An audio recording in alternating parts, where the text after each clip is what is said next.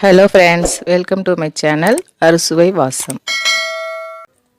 இன்றைக்கி நம்ம ஒரு சூப்பரான டேஸ்டான ஸ்வீட்டு செட்டிநாடு ஸ்டைல் உக்காரை எப்படி செய்யுதுன்னு பார்க்கலாம்.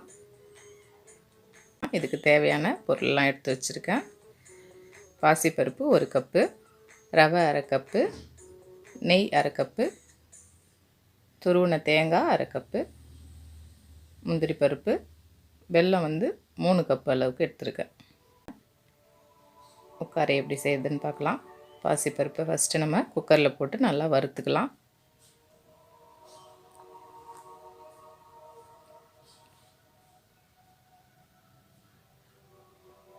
பச்சை பருப்பு நல்லா கலர் மாறுற வரைக்கும் நல்லா வறுத்துக்கோங்க.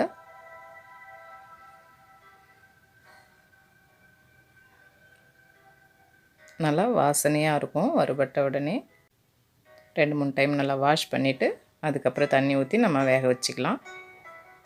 1 கப்பு பச்சை பருப்புக்கு 3 கப் அளவுக்கு தண்ணி ஊற்றிருக்கேன். இது ஒரு 4லேருந்து 5 விசில் வரைக்கும் வரட்டும்.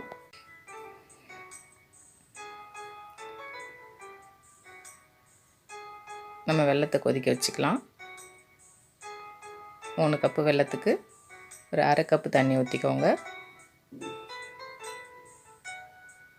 இது பாகு பதம்லாம் தேவையில்லை, வெல்லம் ஜஸ்ட்டு கரைஞ்சா போதும்.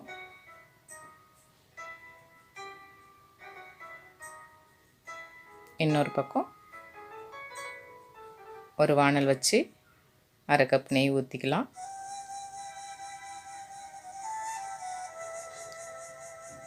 இதில் நம்ம எடுத்து வச்ச முந்திரி பருப்பை ஃப்ரை பண்ணிக்கலாம்.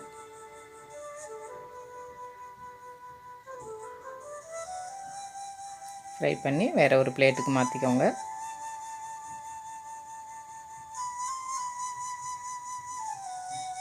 நான் இன்னும் கொஞ்சம் சன்ஃப்ளவர் ஆயில் சேர்த்துக்கிறேன். நம்ம எடுத்து வச்ச 1/2 கப் ரவையை இந்த நெய்யில் ஃப்ரை பண்ணிக்கலாம்.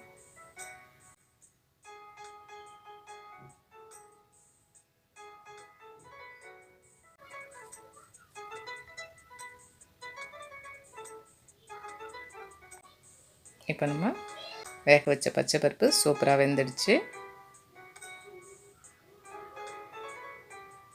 பாருங்கள், இது மாதிரி வெந்தால் போதும். தண்ணியும் அதிகமாக இல்லை.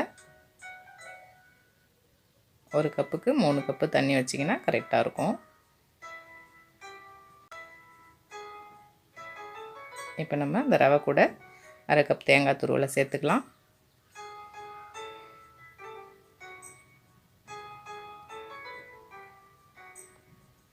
இப்போ வேக வச்ச பச்சை பருப்பையும் அது கூட சேர்த்துடலாம்.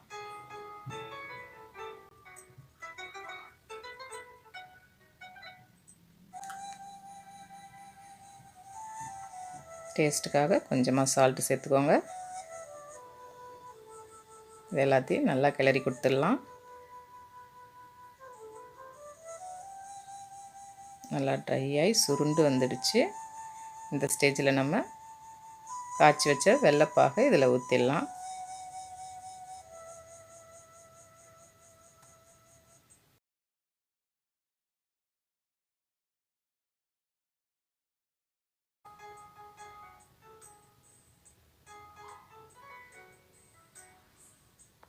சேர்த்து நல்லா கிண்டி விடணும்.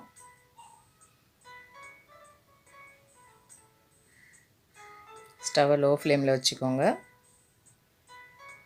இது மாதிரி கட்டிகள் இல்லாமல் நல்லா கிண்டி விட்டுடுங்க. வெல்லம் ஊற்றினோடனே கொஞ்சம் தண்ணியாக தெரியும். கொஞ்ச நேரம் கிண்டிக்கிட்டு இருக்கும்போது கரெக்டான ஸ்டேஜுக்கு வந்துடும். பாருங்கள், இந்த பதத்தில் ஆஃப் பண்ணிவிட்டு நம்ம வறுத்து வச்ச முந்திரி பருப்பும் ஏலக்காய் பொடியும் சேர்த்துக்கோங்க. கொஞ்சமாக எண்ணெய் சேர்த்துக்கிறேன், 2 ஸ்பூன் அளவுக்கு. இது எல்லாத்தையும் நல்லா கிளறி விட்டுடலாம். அவ்வளோதான், நம்மளோட சூப்பரான ஹெல்த்தியான ஸ்வீட் ரெடி ஆகிடுச்சு. நீங்களும் ட்ரை பண்ணி பாருங்கள். Thank you friends.